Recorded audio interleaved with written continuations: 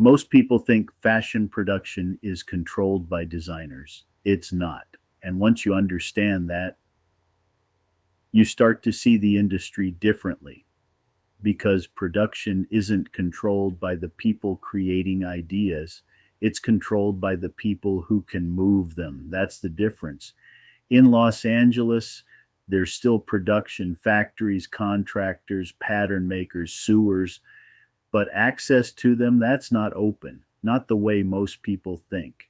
Because production is not just about having something made, it's about getting it made on time, consistently, without disruption.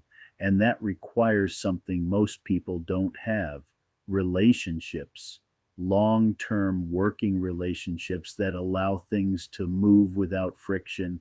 That's where control actually exists, not in ownership, but in access. There are people in this industry who don't design anything but control capacity. They know which factories can take work. They know who's overloaded. They know who delivers and who doesn't. That knowledge alone is power, because if you don't know where to go, you're guessing. And in production, guessing costs time. And time is what kills most brands, because while one brand is waiting, another brand is moving. That's the part people don't see. They see finished garments, collections, drops, but they don't see the process that allowed it to happen on schedule, or the people behind that process. And those people rarely show up on the surface. They're not on social media. They're not in campaigns. They're not being interviewed, but they're the ones who determine what actually gets produced. That's the system. And in Los Angeles, it's still there, just smaller, more concentrated,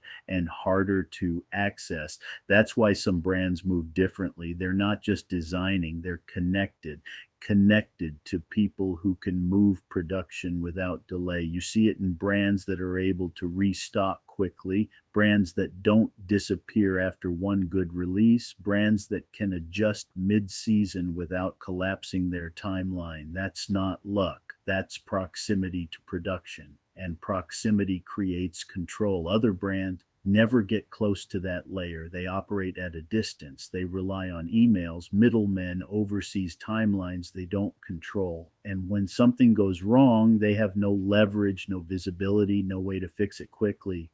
So delays happen, opportunities are missed, momentum breaks.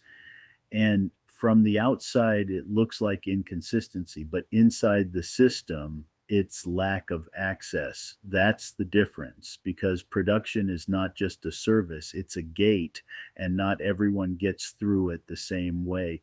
That's why two brands with the same level of talent can end up in completely different places. One moves, the other waits, and over time, that gap becomes everything, because in fashion, movement is survival, and the people who control production control movement, even if you never see them. That's how this industry actually works.